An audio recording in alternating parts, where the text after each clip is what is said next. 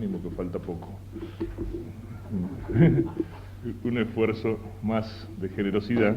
Tenemos 2 meditaciones a la mañana, luego la misa en lugar de la plática, 11:30, y el almuerzo. Al final de la misa daremos la bendición, que se da al final de los ejercicios, con indulgencia plenaria, para cuando son ejercicios de 3 días o más.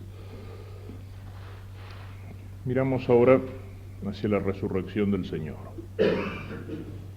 Hemos visto durante estos días, hemos meditado acompañando al Señor en la pasión, como 3 momentos o escenas principales. Una, cuando miramos a Cristo en la cruz, el Viernes Santo, donde veíamos el dolor, el abandono, la muerte, ese triunfo de las tinieblas que decíamos que es aparente, pero que en ese momento se da cuando Cristo muere en la cruz. Veíamos todo el significado de la cruz. Cristo está en la cruz por mí, es decir, por mis pecados, pero Cristo está en la cruz también por mí, es decir, por mi amor. En un segundo momento, Sábado Santo, veíamos a Cristo en el sepulcro. Es la semilla que ha muerto para poder dar fruto. La oscuridad nuevamente y la sensación que queda en aquellos que habían acompañado a Cristo. Fracaso, todo ha terminado mal, dispersión, se han disgregado los discípulos, algunos han traicionado, los otros están dispersos, escondidos, y sobre todo la desesperanza. Todo pareció un lindo sueño esos 3 años siguiendo al Señor, pero ese sueño ha terminado mal, ha terminado en un despertar trágico, en un despertar amargo. Y de pronto, en la madrugada del domingo, la resurrección. Noticias que traen primero las mujeres, luego algunos de los apóstoles, y que finalmente se verán confirmadas por la resurrección del Señor, que se manifiesta en sus apariciones. Podemos decir que Cristo resucitado, en primer lugar, para seguir una imagen que hemos usado mucho en estos días, Cristo resucitado es el triunfo de la luz sobre las tinieblas. Anoche indicábamos el simbolismo del cirio y cómo los cristianos velaban durante toda la noche hasta que las primeras luces del alba, las primeras luces del sol, dispersan las tinieblas y muestran el triunfo, la victoria de la luz, con todo lo que la luz significa, la verdad, la gracia, la vida divina. El triunfo que se da en la madrugada del domingo. Cristo como luz. Cuando pensamos en esto hay algo que es real, digamos, no es solo un símbolo, sino algo que se manifiesta realmente. Ayer hacíamos referencia a la Santa Sábana, decíamos, es como un quinto evangelio, sin darle, por supuesto, la categoría de los evangelios, pero veíamos cómo nos muestra, detalle por detalle, viene a confirmar los evangelios.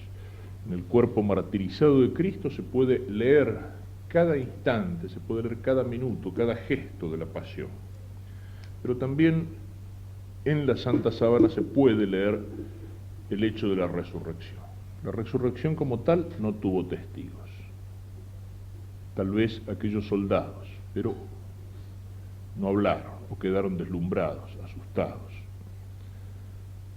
Pero podemos decir que el testimonio de la Santa Sábana es el testimonio de la resurrección y nos lleva a pensar en la luz.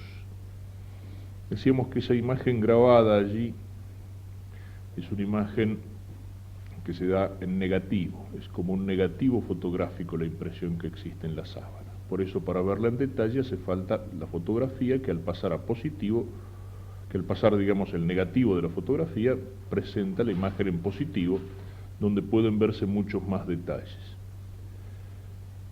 Incluso es uno de los signos de que no hay falsificación. Siglos y siglos antes de que se descubriera la fotografía, ¿no es cierto? Aparece allí impresa una imagen en negativo. Algunos dicen la pintaron. Si lo hubieran pintado, no hubieran pintado una imagen en negativo, que es dificilísimo de pintar y que aparte de eso no conocían eso, ¿no?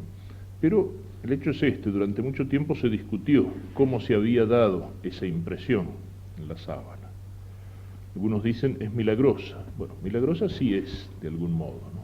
Pero de cualquier forma hay dos tipos de milagros que distingue Santo Tomás: el milagros quod substantiam, es decir, un milagro totalmente milagro, como la resurrección de un muerto, y hay milagros quod modum, es decir, un milagro en el cual Dios utiliza de las causas segundas de la naturaleza, pero de tal manera que se da la cosa de una forma providencial.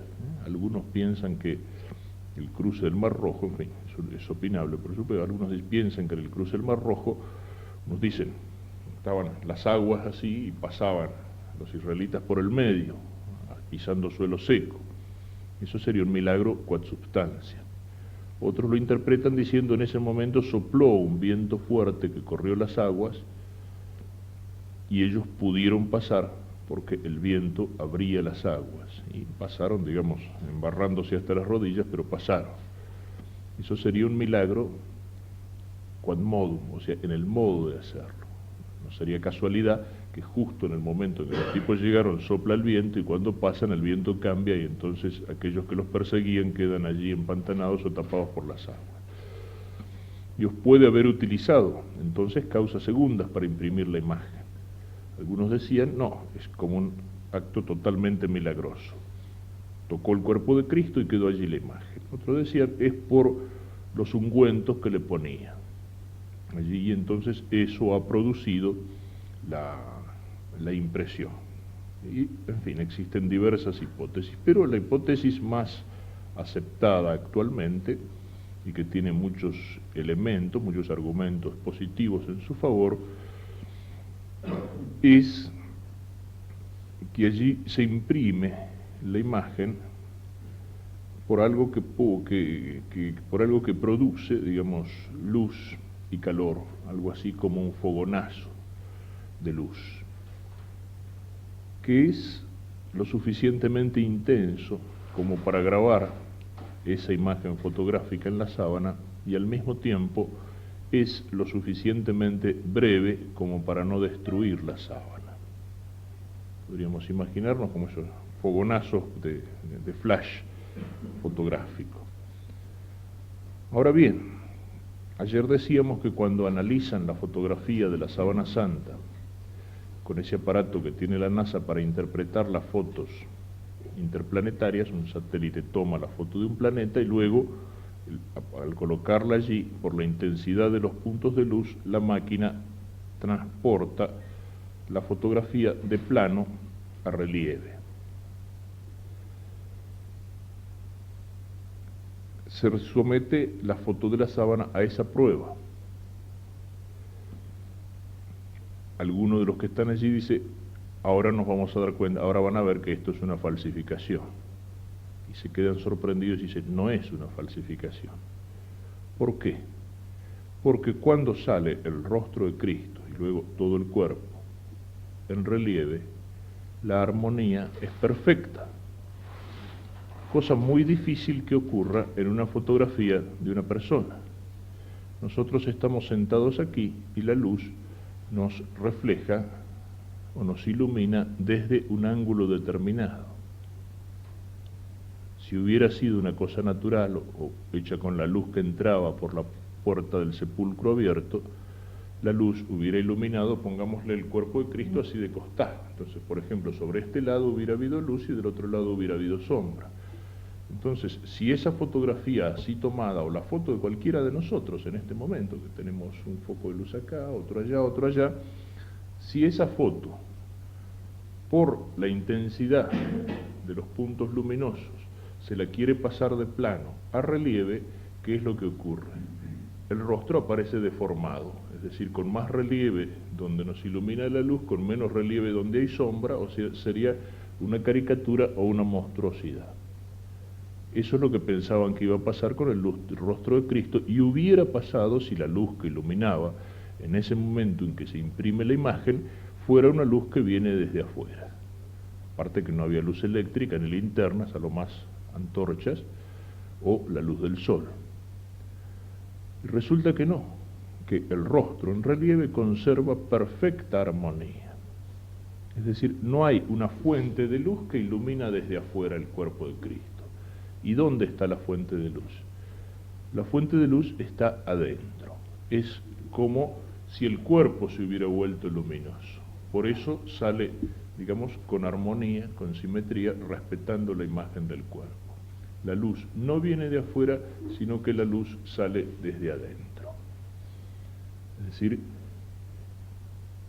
San Pablo va a decir, somos sembrados en cuerpo animal, resucitamos en cuerpo espiritual, en la carta a los Corintios. El cuerpo de Cristo espiritualizado es como si se hubiera transformado en luz. Hay varios otros detalles que confirman esto.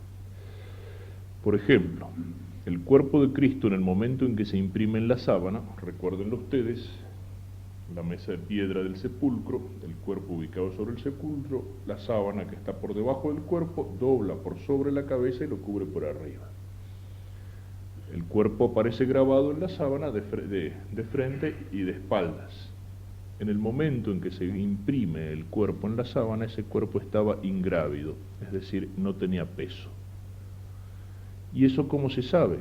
Elemental. El cuerpo de un hombre alto, delgado pero robusto, cerca de 1,80 m, y aunque no lo fuera así, un cuerpo tiene peso. Si ese cuerpo descansa sobre una piedra dura, ¿qué es lo que pasa? Todos los músculos de la parte posterior del cuerpo aparecen aplastados por el peso del cuerpo y tendrían que verse impresos de esa manera en la sábana. Pues bien, todos los músculos de la parte posterior del cuerpo de Cristo que aparece impreso en la sábana no están aplastados.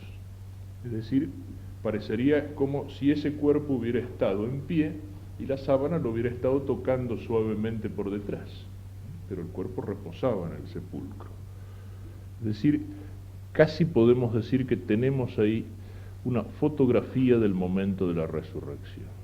Y podemos imaginar la resurrección cuando ese cuerpo, cuando ese cadáver dolorido, martirizado, someramente lavado porque quedan rastros de sangre para un entierro apresurado, ese cuerpo, que es la imagen viva del dolor, de pronto se transforma en luz y pierde su peso. Y al pasar eso, ¿qué es lo que pasa también? Es como si el cuerpo se evaporara. Cuando van a entrar Juan y Pablo en el sepulcro, dice, vieron allí la sábana y el trapo que cubría la cabeza enrollado en lugar aparte, traduce el Evangelio. Pero uno de los que ha estudiado el tema, basándose precisamente en los datos de la sábana, llega a la conclusión siguiente: ¿qué es el trapo que cubría la cabeza? No tenía necesidad de una especie de sudario que cubriera solamente la cabeza, la sábana cubría todo el cuerpo. ¿Cuál es el trapo que había allí? Ayer hablamos de las monedas que cerraban los ojos de Cristo. También otra cosa que se suele hacer cuando se prepara un cadáver todavía fresco es, como para que no quede con la boca abierta, colocar un trapo que ata la mandíbula, es decir, cerrando la boca. Y eso, si uno se fija bien en el rostro de Cristo, se nota, o sea, en la forma de los cabellos. Entonces, el cuerpo de Cristo tenía la sábana que lo cubría y tenía ese trapo, podemos suponer, a todo arriba, y que cerraba la mandíbula del Señor para que quedara cerrada. ¿Qué es entonces lo que ve San Juan cuando entra? Porque dice, entonces vio y creyó. O sea, aquel que a pesar de haber estado al lado de la cruz, pensaba desanimado que todo se había acabado. Ve la sábana, ¿y la sábana cómo? No tirada, la sábana en la misma posición en que estaba allí, envolviendo a Cristo. Y, podríamos decir, en la cabecera de la sábana, el trapo enrollado, pero Cristo no está. O sea, es como si se hubiera evaporado. Y hay otro signo que confirma esto. Existen en el cuerpo del Señor coágulos de sangre, algunos de ellos importantes. El más importante es el que existe al costado donde está la herida de la lanza. Brotó sangre y agua, allí existe un coágulo abundante de sangre. Existe otro en la cabeza, que en la foto forma una especie de 3, y existe otro coágulo importante. El Señor tiene las manos cruzadas en la muñeca donde habían atravesado los clavos. Ustedes saben que es algo elemental. Si uno venda o si uno ubica un trapo sobre un coágulo de sangre y ese trapo permanece allí durante casi 3 días, ¿qué es lo que sucede? El trapo se pega. Si nos vendan una herida sangrante, cuando hay que arrancar la venda, hay que arrancarla precisamente, no se la desenrolla. Y al arrancarla, la venda, ¿qué hace? La venda se lleva parte del coágulo, o se lleva el coágulo. Pues bien, esos coágulos que existen en el cuerpo del Señor, tanto el del costado como el de la frente como el de la mano, están intactos. Es decir, no hay ninguna seña allí de que haya habido algo como arrancar un trapo, como arrancar una venda. Es otro signo de que allí no hubo alguien que entró, sacó la sábana y se llevó el cuerpo. Son distintos elementos, pero de esos elementos podemos decir, ayer decíamos, Dios conserva para cada época el signo. Chesterton dice, hablando de Santo Tomás y de San Francisco, Dios le da a cada época la gracia del santo más capaz de contradecirla. Cuando hablábamos ayer del testimonio, Dios conserva para cada época aquello que parece más contradictorio para esa época, pero que habla al lenguaje de la época. Decíamos, cuando para nuestra época racionalista y cientificista se pone a analizar todas estas cosas, parece una reliquia que ha sido conservada, guardando gran parte de su secreto para ser un testimonio de fe en nuestro tiempo, en nuestro tiempo. Podemos entonces imaginar así, en primer lugar, la resurrección del Señor. Y casi podríamos decir que en la sábana santa existe una fotografía del momento de la resurrección.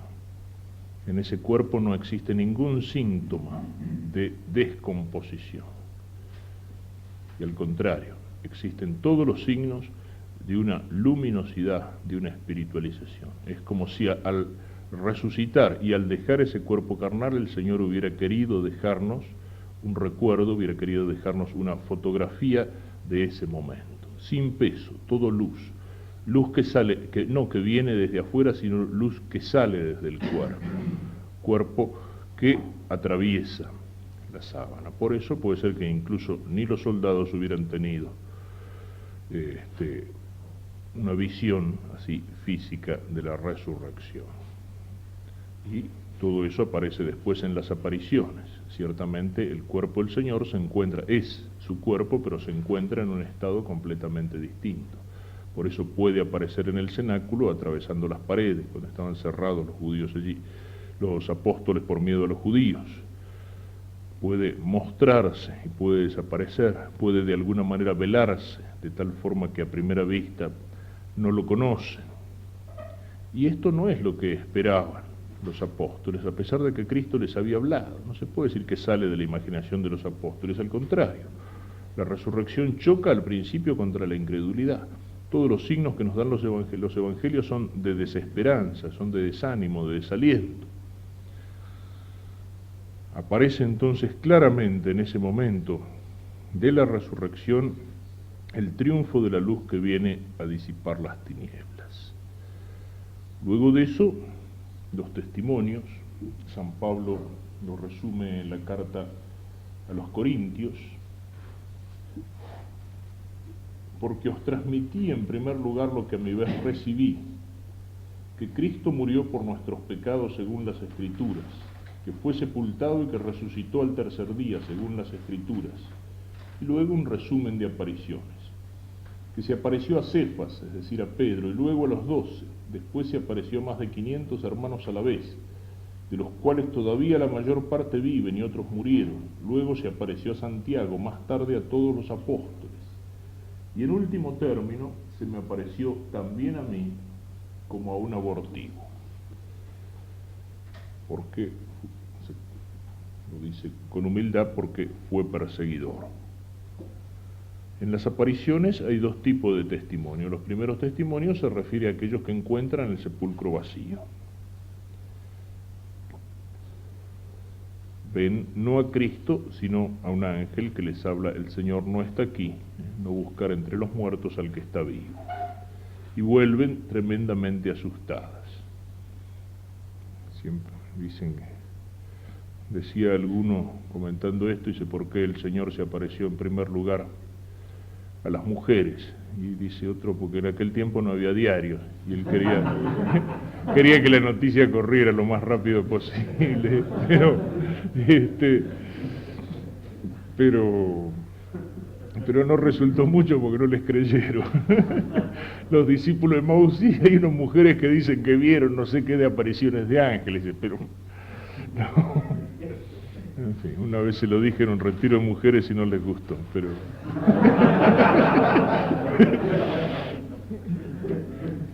pero también, en fin, para salvarlas un poco podemos decir que junto a la cruz de alguna manera las mujeres se portaron mejor, ¿no es cierto? O sea, estaba San Juan solo y en cambio hubo todo un grupo que acompañó al Señor, ¿no? Bueno, se acercan, vuelven, le cuentan a los apóstoles, Juan y Pedro, que van corriendo, es el Evangelio de hoy, después diremos algo sobre eso en la misa, y llegan y encuentran el sepulcro vacío con aquellos signos que decíamos, y entonces Juan dice: vio y creyó. Luego la Magdalena, en la cual se junta el testimonio acerca del sepulcro vacío y la aparición de Cristo, estaba llorando, inclinada allí sobre el sepulcro, y de pronto ve a alguien que está a su lado, no lo reconoce.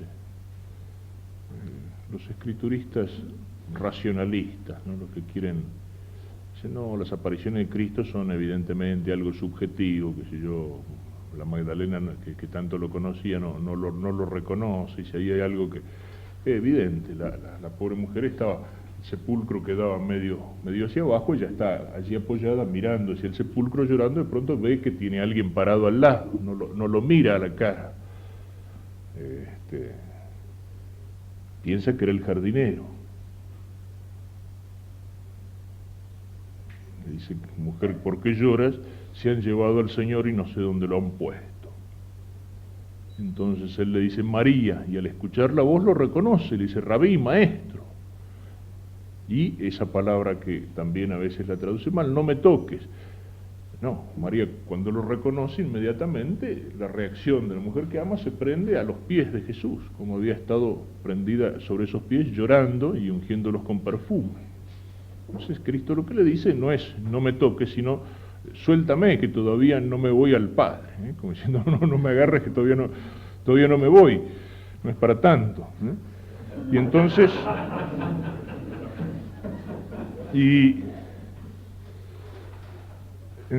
ahí reúne las dos cosas, el sepulcro vacío y la presencia de Cristo. Hay otro comentario también sobre esas palabras de Magdalena, ¿cierto?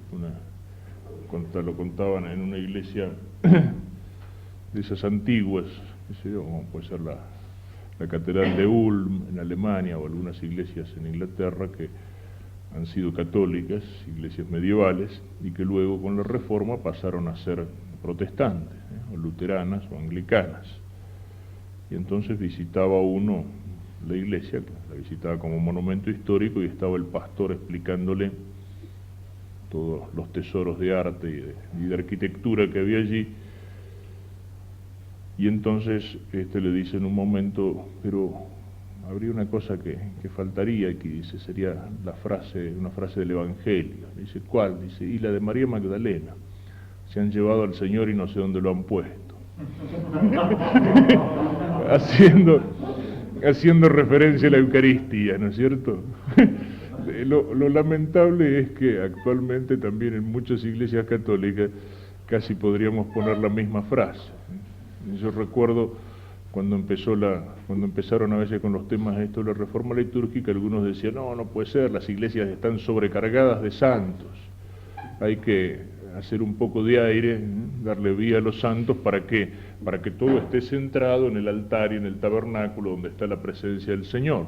Bueno, puede ser, qué sé yo, hubo en un momento cierto barroquismo, aparte cierta imaginería de santos de mal gusto, y a veces había un número excesivo, y bueno, puede ser, estaba la adoración al Santísimo, y a lo mejor había alguna viejita piadosa tomando gracia de San Roque o del perro de San Roque, pues no alcanzaba a San Roque.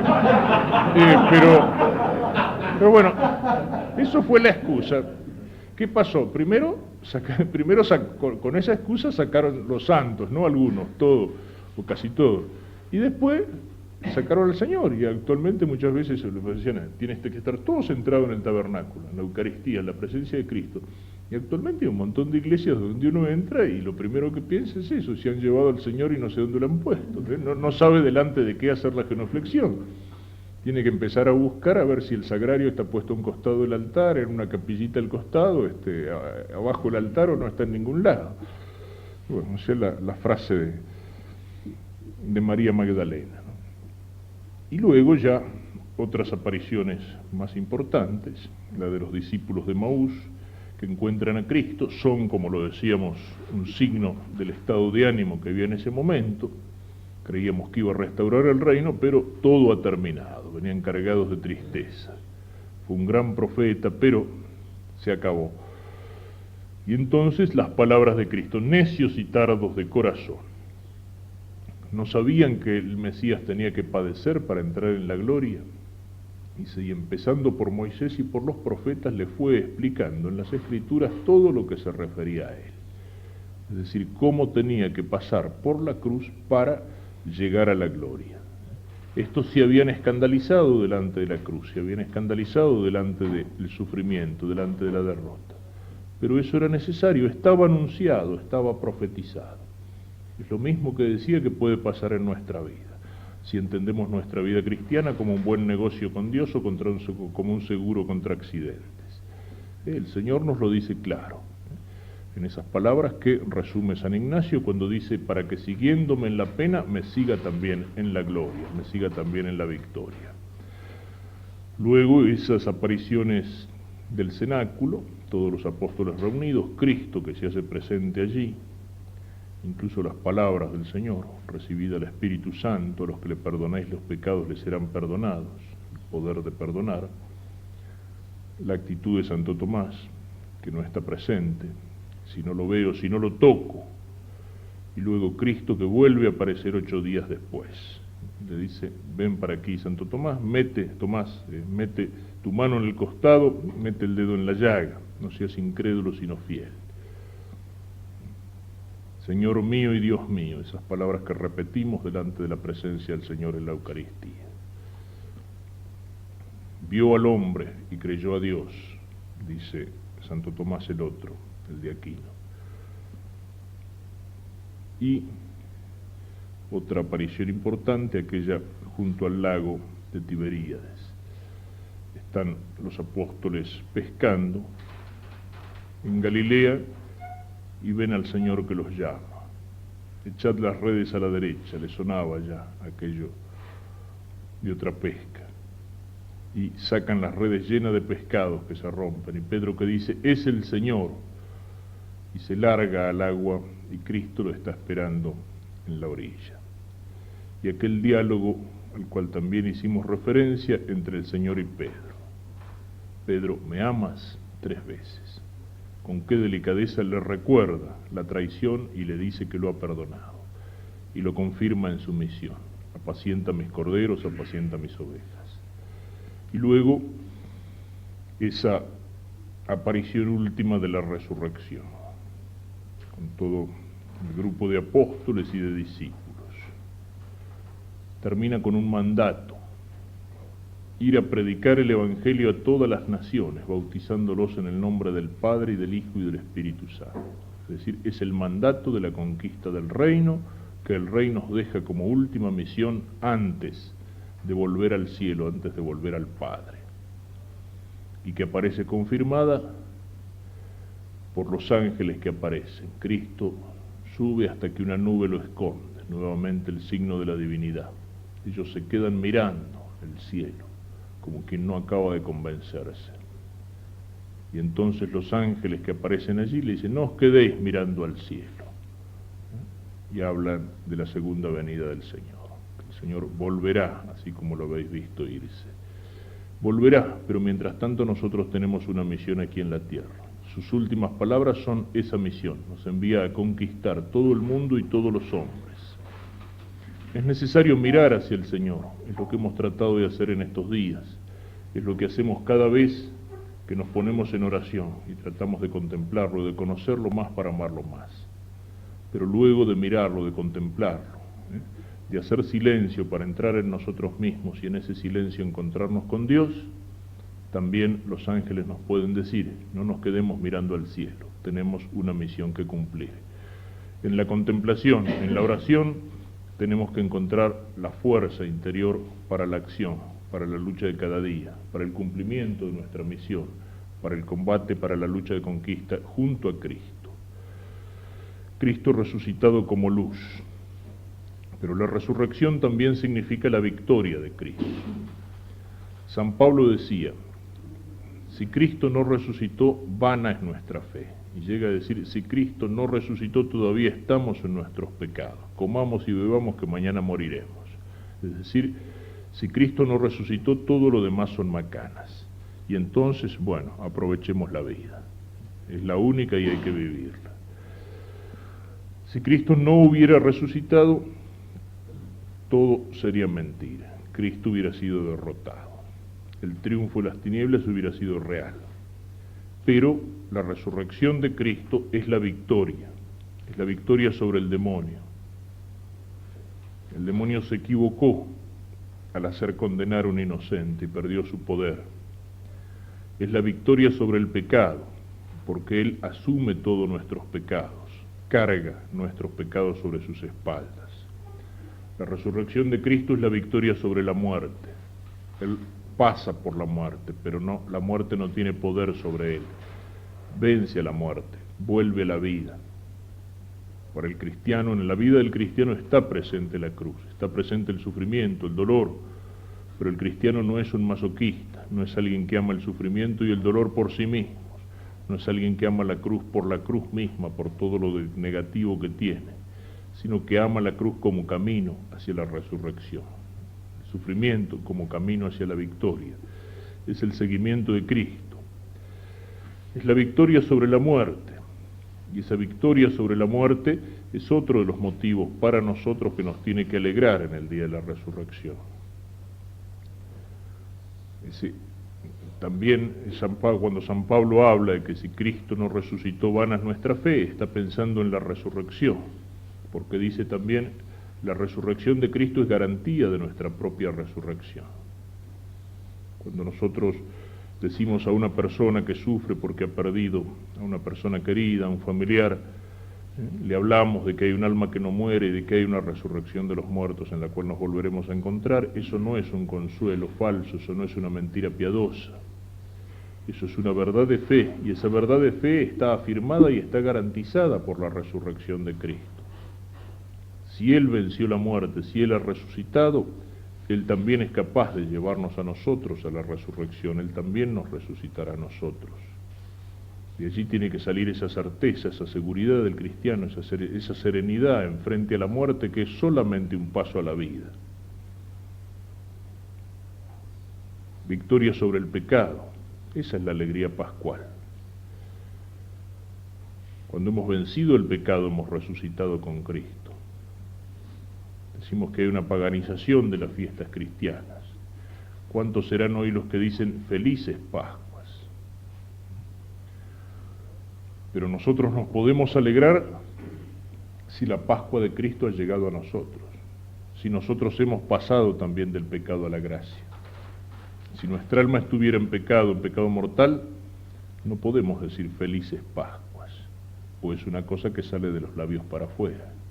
¿Cuánta gente dirá hoy felices Pascuas, sin acordarse de lo que la Pascua significa? Cristo ha resucitado, Cristo ha derramado su sangre por nosotros, pero si nosotros no nos arrepentimos, no nos convertimos, no hemos pedido el perdón de nuestros pecados y todavía estamos en nuestros pecados, esa sangre no ha caído sobre nosotros, no por culpa de Cristo, por culpa nuestra. Si vivimos en pecado, no hemos vuelto a la vida con Cristo, no participamos de su resurrección.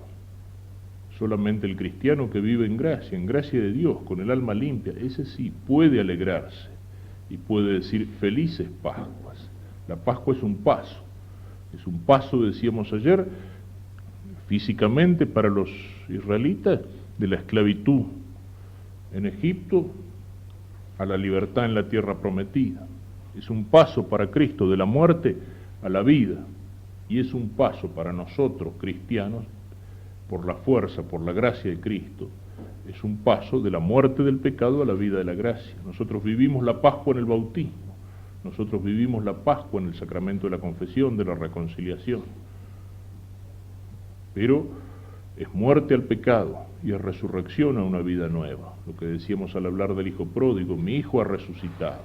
Entonces sí vivimos la Pascua de Cristo, cuando hemos abandonado el pecado, cuando nuestros pecados han sido perdonados, cuando vivimos la vida de la gracia, cuando el alma está limpia. Y entonces sí, esa alegría cristiana que es paz serena, que es esperanza, que es confianza. Filipenses 4:1 dice San Pablo, alegraos siempre en el Señor, de nuevo lo digo, alegraos. Es una alegría que participa de la alegría de Cristo. Y Cristo comprende, y Cristo participa de las alegrías humanas. Lo hemos visto cuando hacíamos referencia a las bodas de Caná.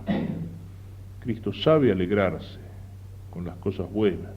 Cristo sabe ahí participar de la alegría de una fiesta, de la felicidad de los novios, del estar reunidos en amistad alrededor de una mesa. Cristo sabe participar de las alegrías humanas y todas las alegrías humanas encuentran en Cristo también su sentido. Pero sobre todo se alegra Cristo en la visión y en el amor del Padre. Tú me has amado antes de la creación del mundo. Y nuestra alegría tiene que ser eso, una participación de la alegría de Cristo. El Papa Pablo VI, en su documento sobre la alegría cristiana, Gaudete in Domino, dice, la alegría cristiana es por esencia una participación espiritual de la alegría insondable, a la vez divina y humana del corazón de Cristo glorificado. Y San Ignacio de Loyola, cuando nos pone frente a la contemplación de la resurrección, aquí nos hace pedir como gracia, dice, pedir gracia para alegrarme y gozarme intensamente de tanta gloria y gozo de nuestro Señor Jesucristo. Nos hacía pedir conocimiento interno del Señor que padece por mí, lágrimas y dolor por mis pecados. Aquí me hace pedir gracia para alegrarme y gozarme. Es una alegría que se da en las cosas humanas. Si vivimos bien el tanto cuanto no es un rechazo, no es un desprecio de las criaturas. Decíamos que poner el corazón en las criaturas es falso, cuando ese corazón lo ponemos en las criaturas de una manera equivocada. Cuando le pedimos a una criatura que me dé una felicidad que solo Dios me puede dar. Cuando esa criatura ocupa todo el espacio en mi corazón. Entonces sí, es una alegría falsa, es una alegría pecaminosa. Pero precisamente, el cristiano que alcanza esa libertad interior que es la indiferencia ignaciana, el cristiano que le da a las cosas creadas el valor que tienen, es decir, que sabe acercarse a ellas, usarlas y amarlas incluso, pero en tanto cuanto son camino para Dios, verdaderamente puede alegrarse con un montón de cosas buenas. Y ahí no va a ser decepcionado por las criaturas. ¿Cuándo me decepciona la felicidad que me puede dar una criatura? Cualquier cosa que sea. La alegría de un día de sol, de un paisaje, la amistad con una persona querida, el amor humano, el matrimonio en el noviazgo, la alegría de los hijos, una reunión de amigos, un buen vaso de vino, qué sé yo, tantas cosas pequeñas y grandes que hay en la vida. ¿Cuándo me decepcionan? Cuando yo a esa criatura le pido lo que no me puede dar, cuando la pongo en lugar de Dios. Pero si yo no la pongo en lugar de Dios, si yo la pongo en el camino hacia Dios, si yo sé que me puede dar felicidad, alegría, amor, pero hasta aquí, entonces no me decepciona. Y entonces el cristiano que tiene una adecuada jerarquía de valores es capaz de gozar de todas las cosas buenas que hay en la vida, es capaz de amarlas, pero con un amor ordenado, y encuentra en ellas alegría, y no se ve decepcionado porque no le pide más de lo que pueden dar, sino aquello que pueden dar, y entonces en todas esas cosas se refleja algo del amor divino, en todas las cosas creadas, en todas las criaturas que me rodean, cuando yo las miro con los ojos limpios, cuando yo las amo con un corazón limpio, estoy amando a Dios en ellas. Es lo que dice también el escritor francés Gustave Thibon, hablando de esto. Dice, las criaturas son al mismo tiempo velo y revelación de Dios. Cuando uno mira a las criaturas con los ojos del pecado, las criaturas se transforman en un velo que me ocultan a Dios. Y el corazón se pone en las criaturas de una manera desordenada y le vuelve las espaldas a Dios. Y entonces esas criaturas me hacen infeliz y yo me pierdo. Pero cuando uno mira a las criaturas con ojos limpios, Castellani traduce, bienaventurados los limpios de corazón porque ellos verán a Dios, lo traduce también, bienaventurados los limpios de corazón porque ellos verán en Dios. Cuando uno mira a las criaturas con los ojos limpios, cuando uno las ama con un corazón limpio, son entonces, en vez de ser velo, son revelación de Dios, me muestran a Dios. Y uno entonces encuentra a Dios en todas las cosas buenas que hay en esta vida, porque todas las cosas buenas de esta vida de alguna manera están reflejando la bondad del Creador. Ese es el espíritu de San Francisco de Asís. Ese es el espíritu de San Francisco de Asís. San Francisco de Asís no era como lo muestra en aquella película técnicamente tan bien hecha, pero históricamente tan falluta, Hermano Sol, Hermana Luna. No era un romántico enamorado de los pajaritos y de las flores por los colores de los pajaritos y de las flores. No era un romántico medio oído. No, San Francisco, al mirar la creación con ojos limpios, en todas las cosas creadas veía un reflejo del Creador. Y amaba al Creador en todas las criaturas. Entonces amaba a las criaturas con un amor ordenado. Ahí está la alegría cristiana. Esa es la alegría cristiana. O sea, es lícito, es bueno. Muchas veces cuando uno señala todo el tema, la cruz, el dolor, el sufrimiento, la lucha, no, pero uno no lo hace con un espíritu amargo. Hay que ser realistas. Vivimos un mundo difícil donde está la presencia del mal. Seguir a Cristo es una exigencia dura, pero nuestro espíritu al combatir el mal no tiene que ser un espíritu amargo. Esa es una de las tentaciones de nuestro tiempo. Esa es una de las tentaciones que tiene sobre todo aquel que lucha en contra de la corriente y que ve un montón de desgracias. Sin embargo, no tiene que ser un espíritu amargo. Tenemos que ser combatientes, digamos, con alegría, con la verdadera alegría. Hay que dar testimonio de la verdad, sí, pero la verdad hay que amarla y hacerla amar. Eso es también dar testimonio de la verdad. Es esa síntesis que señalaba anoche al hablar del simbolismo de la luz entre la verdad y la caridad. La verdad es amable, hay que defenderla con energía, con espíritu militante, dispuesto al martirio, pero también con alegría. Hay gente que parece que tiene una especie de anticarisma en ese sentido, el anticarisma de hacer antipática la verdad. O sea, tipos que están, incluso cuando señalamos el mal y el error, el mal tiene una dimensión trágica, pero todo mal tiene una dimensión ridícula. La Edad Media, al diablo, el que tenía mucha fe, al diablo se lo tomaba muy en serio. Vigilad porque ronda buscando a quien devorar, pero también se mataba de risa el diablo y le decía el mono de Dios y lo caricaturizaba. El peor mal tiene algo de ridículo, porque el mal es deforme.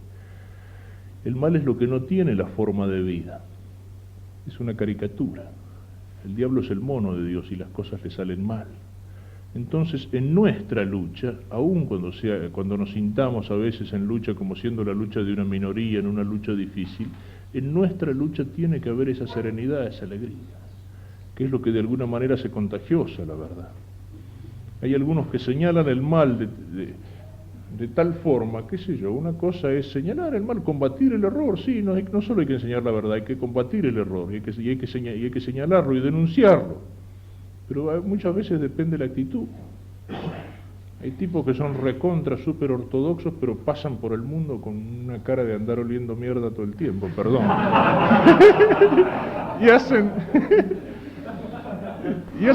y hacen amarga la verdad, llevan a veces a rechazar la verdad por la forma en que la defienden, por una forma amarga, por una forma, no, ojo, y no confundo, después lo señalaré. Eso fue. En cambio, la verdadera alegría es esa, es la que sabe mirar a todas las cosas en Dios y con los ojos de Dios y amarlas, pero en Dios, en el camino hacia Dios. Y sobre todo, nuestra alegría es alegría teologal. Es alegría teologal. Alegría que se puede definir como gozo que brota de la posesión de lo que se ama. Y eso lo tenemos en la vida teologal, en la vida divina. Alegría de la fe, dice San Pablo a los filipenses. A los romanos les habla con la alegría de la esperanza y señala entre los frutos de la caridad el gozo y la paz. Y precisamente por eso, porque esa alegría teologal, porque esa alegría que incluso gozándose en las cosas buenas que hay en el mundo se funda en el amor de Cristo, en la resurrección de Cristo, en la gracia de Cristo, no hay nada que la pueda sacar. Ningún dolor, ningún sufrimiento, ninguna cruz puede quitarme esta alegría verdadera, que es mucho más profunda que una alegría puramente exterior y psicológica. Y es lo que vivía San Pablo también, que tuvo muchos golpes en su vida y que murió en el testimonio del martirio. ¿Quién nos separará del amor de Cristo?, dice en la carta a los romanos. Ni esto, ni lo otro, ni las persecuciones, nada nos separará del amor de Cristo. Y en Filipenses, y aun cuando mi sangre fuera derramada como libación sobre el sacrificio y ofrenda de vuestra fe, me alegraría y me congratularía con vosotros. Santiago, el apóstol, en su carta: considerad, hermanos míos, como motivo de alegría el veros rodeados de tanta clase de pruebas. Y San Pedro: alegraos en la medida en que participáis de los sufrimientos de Cristo, para que también exultéis de gozo en la revelación de su gloria. Es la resurrección de Cristo lo que hace posible esta alegría incluso en medio de la cruz y de los sufrimientos. Y por eso, lo repito, no es una alegría puramente superficial. El cristiano tiene que ser alegre, pero no un pajarón alegre, no como aquellos pirinchos que aparecen en una de las fábulas camperas de Castellani, cuando Dios reparte sus dones a todo el mundo y los pirinchos vienen a pedirle que les dé el don de la risa. Y entonces se la pasaban riéndose, dice, de todas las cosas, de una hojita que caía, de una ramita que se rompía, del viento que soplaba. Y si los pirinchos, dice, nunca fueron vivos, pero la segunda generación salió sonsa en crudo con tanta risa. Y al final termina diciendo lo que era un nido de pirinchos, ¿no es cierto? Un montón, un informe de paja donde unos cuantos ponen ahí los huevos en común. Dice, lo único que le faltaba, los pobres se hicieron comunistas. Pero, digamos, esa alegría superficial que se confunde con la risa, esa alegría que es puro sentimentalismo, una alegría provocada, psicológica. Y eso a veces lo vivimos, a veces lo vivimos en muchos ambientes católicos, en el espíritu o en la forma en que se trabaja algunos grupos juveniles. O sea, como si toda la cosa fuera, qué sé yo, la sonrisita, nos tomamos la mano, estamos contentos, Dios me ama, saltemos, toquemos la guitarra, hagamos una farra, qué sé yo, hasta en el Viernes Santo he visto en alguna iglesia donde era un estruendo de guitarras eléctricas que parecía que estaban festejando no sé qué, en lugar de esa alegría provocada. Eso es cáscara, eso es superficie, eso no dura cuando enfrenta la primera prueba, eso se viene abajo.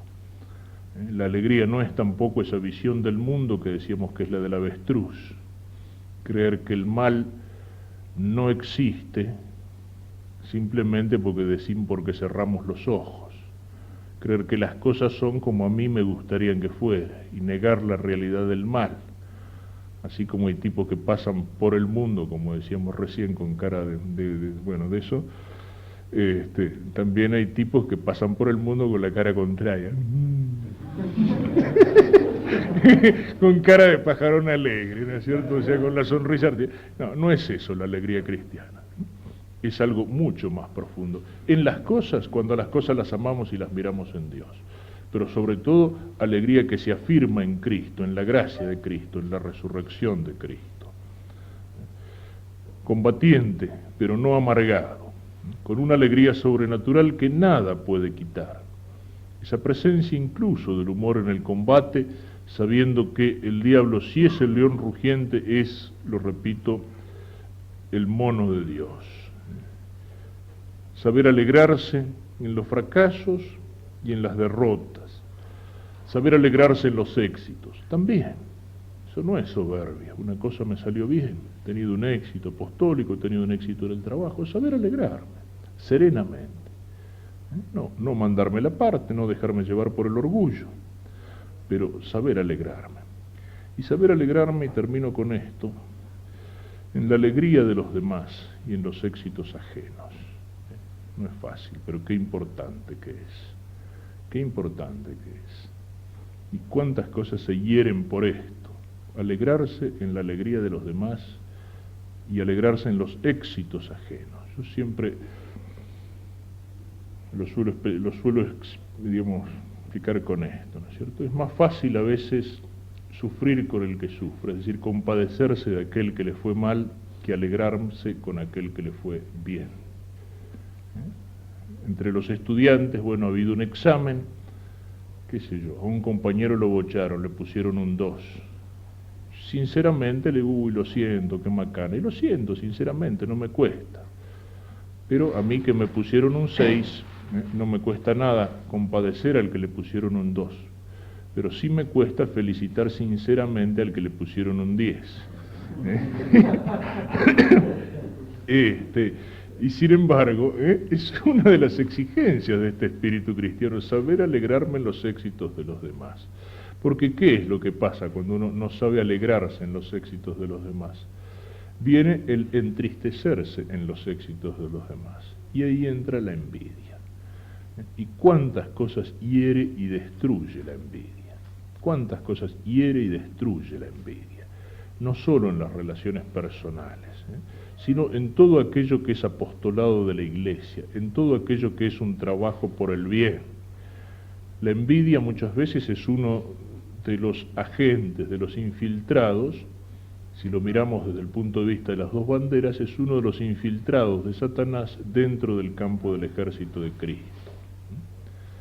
Aquel ha tenido una iniciativa, qué sé yo, apostólica, ha organizado un grupo, un movimiento, qué sé yo, saca una revista, o aquel sacerdote está trabajando en una parroquia y encuentra éxito en la gente, ya se le entra a buscar bueno, sí, pero mirá que, ojo que tal cosa, que tal otra, no, pero eso no lo hizo bien, qué sé yo, sale una revista. Sí, pero ¿cómo lo dejan escribir a fulano de tal y bla, bla? O sea, es tirarla abajo, o si no, yo voy a hacer otra, más o menos igual o parecida, pero la mía, no es la del otro, es la mía. ¿Y en cuántas cosas entra eso? Saber alegrarse por los éxitos ajenos, sinceramente. Saber felicitar al que le fue bien, saber apoyarlo, saber ponerle el hombro. Es muy fácil hablar mal, es muy fácil sacar el cuero, pero también hay que saber hablar bien. Es otra de las fábulas del padre Castellani, aquella del zorzal que cantaba y todos los pájaros que entendían de canto, la calandria, y todos lo miraban, lo escuchaban extasiados. Y el gorrión, que no sabía nada de canto, mira al zorzal y dice, qué feo que se pone cuando canta, la garganta se le hincha y parece un sapo. Y el pobre zorzal escuchó lo que decía el gorrión y se agarró un complejo que no se animó a cantar más en su vida. Y los buenos, los que sabían, se callaron la boca. Y entonces dice Castellani que los que saben alaben a los que hacen bien, que los que entienden alaben a los que hacen bien. Dice, porque si no vienen los que no saben y se hacen dueños del mundo. Pensemos un poco en esto también para aplicarlo a nuestra vida y sobre todo si tenemos militancia en un movimiento apostólico, en un grupo, por eso pensemos en eso. La envidia suele ser el arma de Satanás para destruir muchas de las obras de Dios. Y a la envidia se la vence plenamente cuando uno es capaz de esto, de alegrarse en el bien ajeno, de felicitar sinceramente al que atiende. Si somos miembros del cuerpo de Cristo, cada miembro tiene que saber alegrarse porque todos trabajamos para un fin común.